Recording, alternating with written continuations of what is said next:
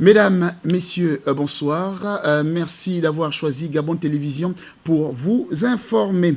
Nous vous le disions en titre, le nouveau président de l'Église évangélique est connu. Mais avant, les travaux du synode national de l'Église évangélique qui se sont ouverts jeudi dernier se sont déroulés sans anicroche. C'est ce que nous rapportent Cabrel Guillain, Lemamine et Arnaud Mengue. Ouvert le jeudi dernier, les travaux du synode national 2014 de l'église évangélique du Gabon, qui se déroule même au siège de la dite église, restent marqués par une ambiance de sérénité. Ce grand événement est le moment choisi de prière, de réflexion, de discussion et d'échange. Ce que vous pouvez constater, vous et moi, que c'est une grande première de l'histoire de l'église évangélique du Gabon.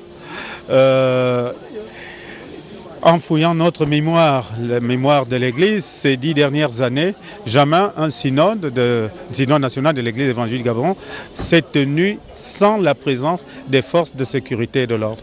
C'est déjà là une victoire.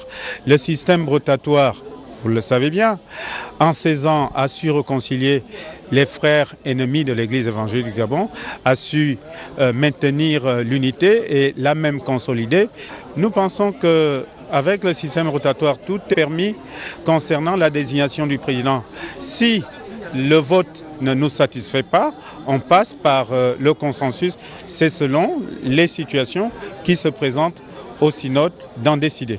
Le moment tant attendu par les responsables de l'église évangélique du Gabon et les fidèles reste celui de la désignation du président de cette église. Avec le soutien du Saint-Esprit, avec sa présence, avec ses orientations, avec son inspiration, il est possible de parier que nous aurons, l'église évangélique connaîtra son prochain président pour les 4 ans d'existence de notre église.